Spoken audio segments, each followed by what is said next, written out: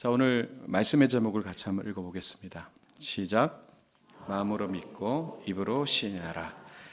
오늘은 마음으로 믿고 입으로 시인하라 라는 제목으로 로마서 강의 16번째 말씀을 함께 나누겠습니다.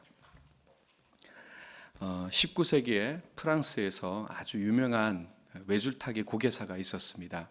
그 사람의 이름은 찰스 블론딘이라고 하는 사람이었습니다. 이 사람이 왜 그렇게 유명한가 찾아보니까 이 사람이 외줄타기를 했던 장소가 바로 나이아가라 폭포였습니다. 이렇게 탄성을 이렇게 내시는 분은 나이아가라 한번 가보신 것 같아요, 그죠? 저는 사실 감흥이 없어요. 가본 적이 없으니까. 근데 그냥 얼추 제가 이거 준비하면서 나이아가라를 다시 한번 봤는데 쉽지 않겠다가 아니라 자칫 죽기 딱 좋겠다 싶을 정도로 굉장히 위험한 곳이겠더라고요. 아무튼 그곳을 이렇게 줄로 연결해서 외줄타기를 한다는 것이 얼마나 대단한가 모르겠습니다. 그래서 이 사람이 유명해졌는데, 근데 이 사람에게 단지 그냥 그 외줄타기를 한 게 아니라 그 외줄타기를 하면서 그 위에 수레를 끌고 다니는 거예요. 네, 뭐 상상도 하지 못하겠습니다. 근데 그걸 이제 수레바퀴를 그걸 걸치고 이제 외줄타기를 하니까 사람들이 막 박수를 치는 거죠. 와, 대단하다.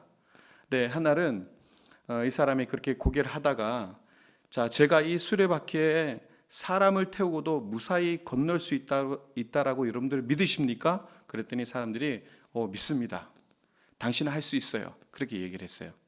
그런데 이 블론딘이 뭐라고 했냐면, 그러면 여기에 수레에 탈 사람이 누구 있습니까? 이렇게 손을 들라고 했더니 아무도 들지 않는 거예요.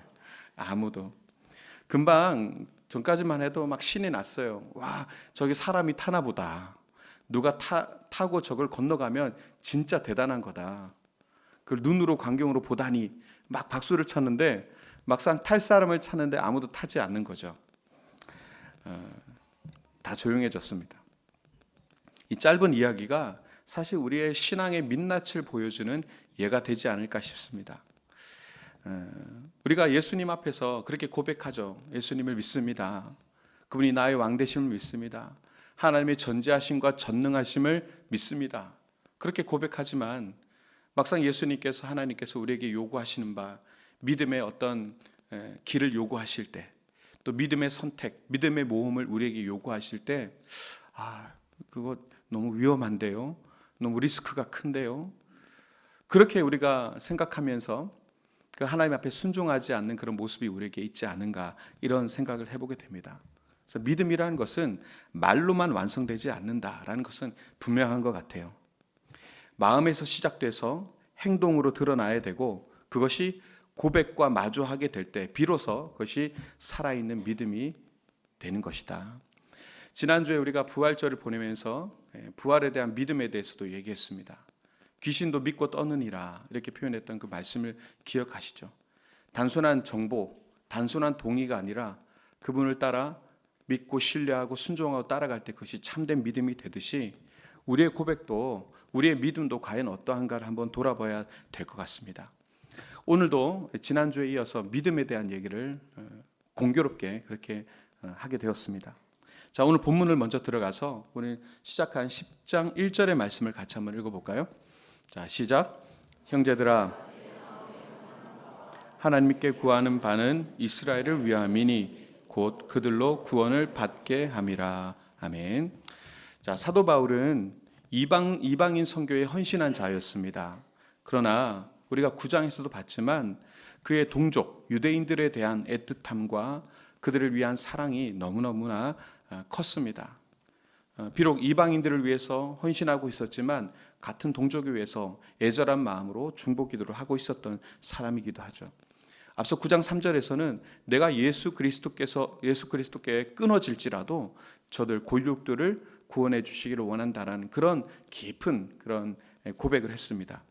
이처럼 바울은 자신을 미워할 뿐만 아니라 늘 죽음으로 몰아넣고 박해했던 그 동족들을 위해서도 간절히 중보하고 기도했습니다. 바울의 이런 모습이 바로 누구를 닮았다고 얘기했죠? 예수 그리스도를 닮았다. 예수 그리스도께서도 유대인의 몸을 입고 오셨습니다. 그를 핍박하고 그를 심지어 못 박아 십자가에 달리게 했던 그 유대인들을 끝까지 사랑하셨고 품으셨던 것이죠. 이것이 바로 진정한 중보자의 마음이다, 이렇게 얘기할 수 있을 것 같습니다. 과연 우리도 우리 바울처럼 또 예수님처럼 내 이웃과 가정과 친구 또 심지어 알지 못하는 민족을 위해서도 그렇게 중보하고 있는가? 여러분, 우리가 기도하고 중보의 자리에 들어간다는 것은요, 하나님의 마음을 담는 자리에 들어간 것입니다. 중보는 아무나 할 수 있는 게 아니에요. 중보는 금방 말씀드렸다시피 예수님을 닮은 모습이어야 되고 예수님을 닮았던 바울의 모습이어야 됩니다. 바로 그 기도의 자리, 중보의 자리는 하나님의 마음을 닮은 자리다. 그리고 이 닮은 자리에서 하는 기도를 통해서 구원은 시작된다, 이렇게 얘기해도 과언이 아닐 것입니다. 자, 바울은 이러한 얘기를 한 다음에 바로 동족 이스라엘에 대한 안타까운 마음을 드러내는데요. 2절과 3절을 같이 한번 읽어보겠습니다. 자, 시작. 내가 증언하노니 열심히 있으나 올바른 지식을 따르지 않은 하나님의 의를 모르고 자기 의를 세우려 힘써 하나님의 의에 복종하지 아니하였느니라. 아멘. 사실 바울은요, 굉장히 뼈아픈 진단을 지금 하고 있습니다. 그들이 지금 어디가 아프고 어디가 잘못된지를 정확하게 진단하고 있는 거예요. 유대인들이 바울의 얘기를 들었을 때는 굉장히 아팠을 겁니다. 그리고 바울을 미워했을 거예요. 그러나 바울이 지금 얘기하는 이 2절 3절의 내용은 정말 유대인들, 자기 동족, 고륙들을 생각하는 그 중보의 마음으로 이 얘기를 하고 있는 거거든요. 여러분, 이스라엘 백성들은 참 열심히 있는 민족이었습니다. 율법을 늘 달달 외우고 안식일과 절기를 철저하게 지키고 또 음식의 규례까지도 먹을 것과 먹지 않아야 될 것들을 정확하게 가르고 그렇게 그들이 살았습니다. 그러나 바울은요, 그들의 그러한 열심이 하나님의 뜻 그것을 제대로 알지 못한 채 결국에는 그 모든 열심이 어디로 향하고 있다? 자기 의를 향하고 있다. 자기 의를 세우기 위한 열심이다라고 그렇게 지적하고 있는 겁니다. 방향과 본질이 잘못된 거죠. 요즘 이제 학부 시험 기간이 이제 끝났을 겁니다. 지난 주간에 이제 중간고사 기간이었는데 저희 아이들도 중간고사 봤다고 이렇게 얘기를 해서 알게 됐는데 예전에 생각해 보니까 저도 그런 경험이 있어요. 학부 때 이제 시험을 보는데 신학교 시험을 보면 전부 다 이제 주관식이라고 표현하기보다는 소수를 해야 되는 그런 시험 문제인데 이제 열심히 공부를 했어요. 공부를 했는데 시험 문제를 딱 보자마자 제가 공부했던 단어가 딱 보이는 거예요. 그래서 열심히 그 답을 써내려갔습니다. 열심히 써내려가서 자신만만하게 한 페이지를 꽉 채웠어요. 그리고 딱 기분 좋게 나왔습니다. 근데 친구들하고 야, 밥 먹으러 가자. 시험 잘 봤어. 그리고 내려가는데 얘기를 나누다 보니까 제가 엉뚱한 답을 쓴 거예요. 문제를 끝까지 치지 않고 문제가 원하는 그런 답을 제가 쓰지 않고 제가 아는 것들을 잔뜩 오만한 마음으로 적어 내려간 거죠. 결국 점수를 제대로 받을 수가 없었겠죠. 그렇습니다. 이 자만했던 거죠. 우리가 아무리 열심히 해도 핵심을 놓치거나 본질을 잘못 이해하게 되거나 방향을 놓치게 되면 그 모든 수고가 헛될 수밖에 없다라는 겁니다. 우리의 신앙생활도 마찬가지입니다. 예배, 봉사, 헌금, 성경을 열심히 읽는 것, 다양한 어떤 신앙적 행위에 대해서 우리가 나름 열심을 내죠. 그러나 정말 그것이 하나님의 뜻, 하나님의 영광을 위한 것인지 아니면 내 만족과 내 자랑이 되는 것인지에 대해서 우리가 세심히 살피지 않으면 이 모든 것에 하나님이 기뻐하신 열매가 맺어지지 않고 이것이 결국에는 하나님과는 전혀 다른 내 의를 세우는 것으로 빗나가게 되는 것입니다. 내가 한 일이 중요해지고 내 열심이 앞서기 시작하면 오늘 이스라엘을 향해서 지적하고 있는 바울의 지적이 바로 나를 향한 지적이 될 수밖에 없는 거죠. 저는 이 메시지가 되게 소중하다고 봅니다. 왜냐하면 이 바울의 지적이 단지 유대인들을 향한 지적이 아니라 오늘날 우리가 교회 안에서 열심을 내고 있는 우리를 향한 또 지적일 수 있기 때문에 그렇습니다. 나는 과연 바르게 신앙생활을 하고 있고 내 열심의 방향이 온전한가에 대해서 늘 점검해야 됩니다. 바울은요, 정말 안타까웠어요. 오늘 바울의 마음이 우리의 마음이 되기를 원합니다. 바울은 가장 본질을 잃어버리고 방향을 잃어버리고 자신의 의를 세우는 것으로 너무나 열심을 내고 있는 같은 동족 유대인들을 향해서 뼈아프게 그렇게 기도하고 있습니다. 여러분, 진짜 신앙이라는 것은 올바른 방향과 본질에 근거한 열심이어야 된다. 이것이 전제되어져야 하는 것입니다. 자, 이어서 4절에서는 바울이 그래서 예수 그리스도께서 왜 오셨는지, 구원의 길이 어디 있는지에 대해서 분명하게 얘기해 주고 있습니다. 앞서 율법과 그들이 가지고 있는 제사라든가 절기, 그들이 지켰던 열심을 냈던 부분에서 구원이 오는 것이 아니라 다른 것, 바로 예수 그리스도에게 구원이 있음에 대해서 지금 얘기하고 있습니다. 4절을 같이 한번 읽어보겠습니다. 시작. 모든 믿는 자에게 율법의 마침이 되시니라. 아멘. 앞서 두 번째 대지와 지금 세 번째 대지를 잘 연결해서 우리가 이해를 해야 됩니다. 너무나 잘 아는 말씀이기도 하지만 여기서 보면 율법의 마침이 되시니라, 이 표현이 굉장히 중요합니다. 마침이라는 말은요, 물론 종결됐다, 끝났다라는 의미도 포괄되지만 그러나 여기서의 의미는 완성이라고 하는 의미가 훨씬 더 강합니다. 완성. 예수님께서 율법을 폐하러 오셨습니까? 아니죠. 예수님께서는 율법을 폐하러 오신 것이 아니라 완성시키기 위해서, 온전히 성취하기 위해서 이 땅에 오신 분이죠. 여러분, 구약에 보시면 많은 율법들이 있습니다. 제사, 절기, 또 많은 선지자들의 예언들. 그런데 이 모든 것들이 사실은 어디를 가리키는 겁니까? 이것들이 존재한 이유가 뭡니까? 이것은 모두가 예수 그리스도를 가리키고 있는 겁니다. 성경의 모든 앞서 나오는 표적과 이사, 이런 모든 것들, 앞서 나온 율법, 이 모든 것들이 바로 예수 그리스도를 가리키고 있는 것입니다. 그렇기 때문에 여러분, 율법을 계속 붙들고 있어요. 그런데 율법은 더 이상 우리에게 구원을 주지 못하는 것을 분명히 얘기하고 있습니다. 여러분, 율법을 잘 지켰어요? 그럼 유대인들이 어떤 마음을 가지고 있습니까? 율법을 잘 지켰어요. 90점 맞았어요. 그러면 천국에 들어갈 수 있어. 합격. 이런 테스트고 시험입니까? 그게 아닌 거거든요. 율법은 몽학 선생입니다. 우리가 죄인임을 분명히 지적하고, 우리가 예수 그리스도의 은혜가 없으면은 우리는 구원받을 수 없는 종자다, 이걸 분명히 해주기 위해서 우리에게 주신 몽학 선생, 그 율법은 우리로 하여금 예수 그리스도 십자가 앞으로 데려놓는 역할을 하는 것이 율법입니다. 즉 율법은 결국 예수 그리스도를 향해 있어요. 예수 그리스도라고 하는 이분을 가리키기 위한 모든 것, 이 모든 것들이 옵션입니다. 율법을 포함한 모든 제사제도, 선지자의 예언, 이적, 기사, 이 모든 것들이 다 뭐라고요? 옵션이에요. 예수 그리스도를 나타내기 위한 옵션이라는 겁니다. 배경이에요. 예수님께서 이 율법의 모든 완전한 것들을 이루시고 우리에게 구원의 은혜를 열어주셨기 때문에 이제는 율법이 아니라 예수 그리스도를 믿는 믿음으로 우리가 의에 이르고 구원을 받을 수 있다라고 하는 이 얘기, 이것이 오늘 바울의 이야기입니다. 그리고 이것이 바로 복음이고요. 자, 이 연결이 굉장히 중요하죠. 우리에게 있어서 우리의 열심이 있는데 이것이 만약에 잘못된 열심이라면 우리의 신앙을 가로막습니다. 이게 잘못되면은 율법에 대한 열심이 우리의 신앙을 가로막고 구원으로 하여금 멀어지게 하고 오히려 예수를 알아보지 못하게 하는, 폐쇄적으로 가져가게 되는 역할을 하게 됩니다. 그러니까 방향이 그만큼 중요하다는 거고요. 그래서 오직 예수 그리스도께서 완성하신 은혜를 받아들이고 그것을 믿을 때에 구원의 시작이 거기서부터 이루어진다. 이것이 오늘 바울이 얘기하고자 하는 내용입니다.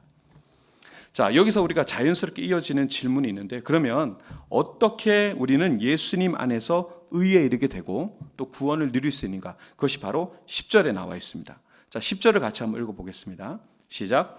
사람이 마음으로 구원에 이르느니라. 아멘. 너무 명백하게 얘기하고 있죠. 율법에 대한 얘기하지 않습니다. 사람이 마음으로 믿어 의에 이르고 예수 그리스도를 믿어 의에 이르고 그분을 시인함으로 우리가 구원에 이른다, 이렇게 분명히 얘기하고 있어요. 이 또한 좀 설명이 좀 필요하겠지만, 자, 이 구절은 로마서에 있어서도 굉장히 중요한 핵심의 말씀입니다. 여러분, 믿음은요 단순한 감정이 아니라 인격적인 고백이고요, 이 신앙의 고백은 입술을 통해서 공적으로 표현될 때 온전해지는 겁니다. 이거는 조금 더 설명을 해볼게요. 자, 이걸 두 줄로 제가 한번 정리를 해봤는데, 자, 말씀 보시면 마음으로 믿어 의에 이르고, 이 부분은 내면의 신뢰, 인격적인 복종입니다. 근데 여기서 끝나면 안 되고요. 입으로 시인하여 구원에 이르느니라. 공적 고백, 삶의 증거가 일어나야 됩니다. 지난주 우리 부활절 말씀에 좀 빗대자면 우리가 부활을 증언하는 사람이 돼야 됩니다. 내 안에 논리가 아니라 그 예수 그리스도를 만난 그 경험, 증언하고 삶을 통해서 내 삶이 증언이 되어져야 된다. 이 얘기까지 하는 겁니다. 여기서 시인하다라고 하는 이 표현을 보면 사실 이것이 그냥 단순히 그냥 시인하다, 맞아요, 이게 아니라 법적 단어라고 볼 수 있어요. 선서적 고백이거든요. 시인한다. 자, 이해하기 좋게 좀 설명을 해드리면, 이 당시 로마 황제를 섬기던 팍스 로마나 시대입니다. 그렇죠? 자, 로마 시대에 왕은요, 신이었습니다. 왕을 신으로 섬기던 때였어요. 근데 거기 앞에서 예수를 시인한다, 이 말은요 결코 가볍지 않습니다. 이게 뭐냐면 예수가 나의 왕이다라고 법적으로 선언하는 것이기 때문에 그렇습니다. 그럼 어떻게 될까요? 분명히 왕이 있는데, 현실적인 왕이 있는데 나는 다른 왕을 두겠어. 그러면 이걸 쿠데타로 바라볼 수밖에 없는 거거든요. 그러니까 그 당시에 이 예수를 시인한다라고 하는 신앙 고백은요, 뭘 걸어야 돼요? 예, 목숨을 걸어야 되는 것입니다. 십자가 행위예요. 요즘에는 신앙 고백이 쉽죠.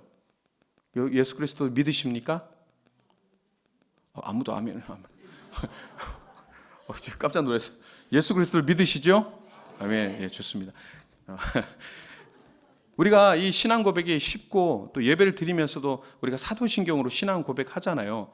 쉽습니다. 너무 익숙합니다. 그러나 중요한 것은 그 당시에는 목숨을 걸고 하는 시인이었기 때문에 당연히 그 안에 있어야 될 무엇인가가 있어요. 목숨을 걸 만큼 하나님을 향한 신뢰와 그 안에서의 사랑이 있었어요. 근데 지금 우리가 하는 신앙 고백은 어떤가 한번 생각을 해봐야 되는 거죠. 진정으로 내 중심을 다해, 내 마음과 중심을 다해, 목숨을 다해 주님을 사랑하는 그 신앙 고백인가에 대해서는 한번 고민해 봐야 되는 거죠. 내 마음과 입이 일치하는 삶에서 이 구원은 힘을 갖습니다. 여러분, 그래요. 우리가 이 구원의 능력을 지닌 진정한 시인을 하는 신앙 고백의 그런 주인공들이 되시기 바랍니다. 그런데 이 구원이 어떻게 열려 있는가에 대해서 이제 11절에서 13절의 내용이 나오는데, 특히 13절에 이렇게 나옵니다. 자, 같이 읽어보겠습니다. 시작. 누구든지 받으리라. 아멘. 누구든지, 유대인들이 싫어야 하는 얘기겠죠. 율법을 지키고 할례를 행하는 유대인들에게서는 그 구원은 우리의 것이고 율법과 말씀을 받은 우리에게만 속한 것이다. 그래서 율법을 욕심을 냈던 그 유대인들에게 있어서는 이 말조차도 불편했을 겁니다. 그럼에도 불구하고 복음의 본질과 방향이 무엇인지에 대해서 지금 강조하고 있고 얘기하고 있는 거예요. 복음은 한 민족 유대에만 주어진 것이 아니라, 율법에 열심을 낸 너희들에게만 주어진 것이 아니라 모두에게, 누구에게나 열려 있다라고 그 방향성과 또 진리를 얘기하고 있는 거죠.